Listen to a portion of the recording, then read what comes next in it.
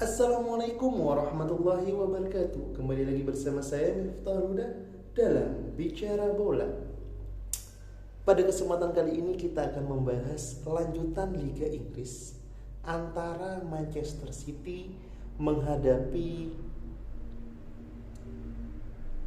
Aston Villa.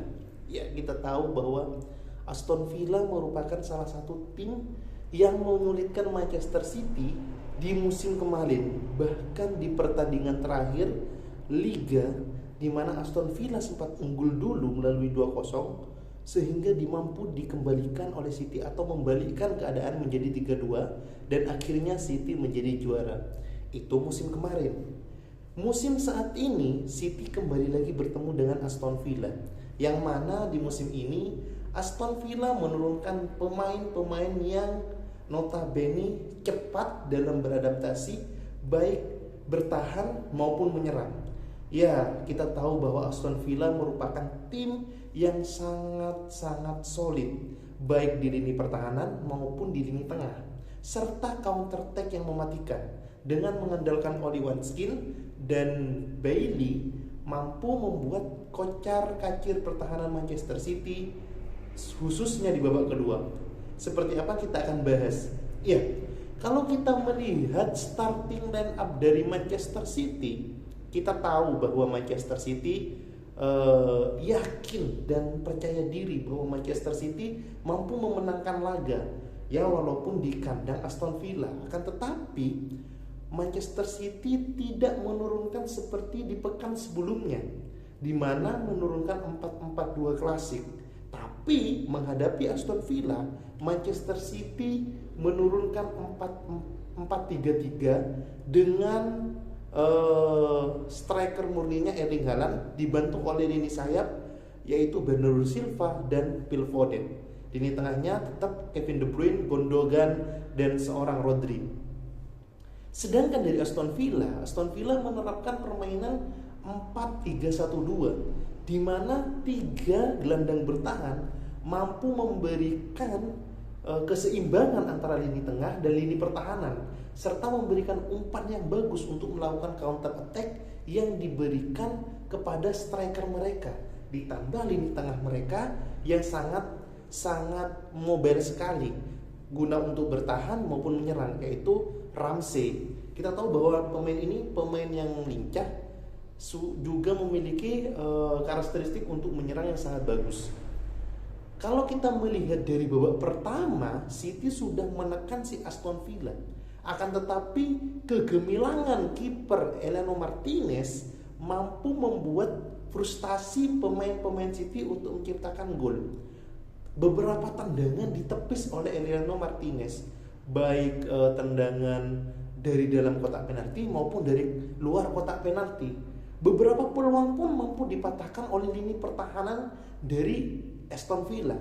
Terbukti hal ini menandakan bahwa Aston Villa memiliki kedalaman skuad dalam posisi bertahan yang sangat kompak, yang sangat padu, di mana ketika mereka bertahan total, mereka mampu menjaga celah-celah untuk tidak dimasuki oleh pemain Manchester City. Disitulah Kyle Walker, terus seorang Joe Cancelo memiliki peran untuk memberikan umpan terupas. Akan tetapi banyak umpan yang gagal yang diberikan oleh Kyle Walker terutama ya. Bahkan Kyle Walker memiliki kesempatan untuk memberikan assist kepada Erling Haaland pada awal-awal babak pertama. Akan tetapi Kyle Walker memilih untuk menendang langsung bola tersebut sehingga melambung di udara. Hal ini menjadi sebuah catatan. Ada beberapa catatan yang perlu diperhatikan di babak pertama, yaitu lini tengah dan lini depan itu sangat jauh. Lini tengah dan lini belakang juga sangat jauh. Lagi-lagi Manchester City memiliki kelemahan dan memiliki catatan yang penting. Yang pertama, yang saya sebutkan tadi, antar lini mereka sangat jauh. Pemain depan semuanya beroperasi pengen ke depan semua. Pemain tengah hanya disisakan seorang Rodri dan kadang dibantu oleh seorang Kyle Walker. Sedangkan lini pertahanan untuk ke lini tengah juga sangat lebar sekali sehingga bola hanya berkutat di lini pertahanan. Kadang-kadang sayap mereka harus turun ataupun Kevin De Bruyne harus turun untuk menjemput bola.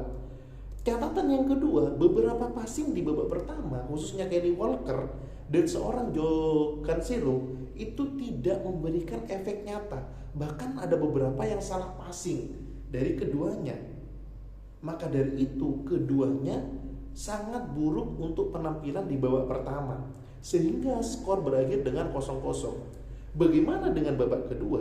Babak kedua, permainan City agak sedikit menekan lagi untuk menciptakan sebuah peluang dan menghasilkan sebuah gol. Ya, kita tahu kemenangan menjadi berarti karena Manchester City menjaga asa menghadapi puncak klasemen atau berkompetensi di puncak klasemen, karena kita tahu Arsenal menyapu bersih pertandingan gitu kan. Maka dari itu kemenangan menjadi harga mati untuk Manchester City memuncaki klasemen. Namun setelah beberapa percobaan, City pun akhirnya menciptakan sebuah peluang dan menjadi sebuah gol, di mana assist dari Kevin De Bruyne mampu dimanfaatkan oleh seorang Erling Haaland. Itu pun karena kesalahan Emiliano Martinez membaca arah bola, sehingga bola tidak mampu untuk di-loop dan akhirnya Erling Haaland mampu menciptakan gol. Saya sebagai fans sangat bahagia sekali karena beberapa pertandingan terakhir Erling Haaland mampu menciptakan gol demi gol, dan ini gol ke-10 untuk Haaland. Apakah setelah itu Manchester City menyerang? Iya, menyerang. Akan tetapi ada beberapa catatan lagi. Selain catatan yang di babak pertama tadi, di babak kedua Manchester City pemain tengahnya kurang impresif. Pemain tengahnya seperti Ilkay Gundogan, Kevin De Bruyne malah setelah menciptakan assist, Bernardo Silva itu agak sedikit kebingungan, sehingga membuat kurang impresifnya di lini tengah mampu dikuasai oleh Aston Villa. Terbukti ketika Aston Villa menyerang melalui counter attack, posisi yang ditinggalkan oleh catatan yang kedua di babak kedua, posisi yang ditinggalkan oleh seorang Kyle Walker mampu dimanfaatkan oleh Ramsey. Ramsey memocar-acir pertahanan lawan dan mampu menciptakan sebuah assist kepada Bailey, dan Bailey mampu menciptakan sebuah gol. Catatan demi catatan ini patutnya Pep Guardiola sadari. Terus catatan yang terakhir untuk City adalah kembali lagi overthinking dari Pep Guardiola. Kenapa? Karena Pep Guardiola memanfaatkan pemain yang bermain di lapangan untuk bermain penuh, padahal mereka lagi underperform. Mungkin mereka disiapkan untuk pemain yang tidak main, disiapkan untuk Liga Champion. Akan tetapi untuk menjaga asah Liga patut membuat keputusan yang nyata. Kita udah tahu bahwa pemain lini tengahnya itu kurang impresif. Seharusnya bisa memasukkan beberapa pemain semacam Alvarez mungkin untuk menjaga-jaga gedor, atau enggak Cole Palmer atau Jack Grealish sekalipun. Tapi Pep selalu overthinking, sehingga overthinking Pep hanya merubah satu pemain dengan posisi yang sama, yaitu Bernardo Silva dengan Riyad Mahrez. Tetapi Riyad Mahrez juga seperti apa yang saya katakan, underperform.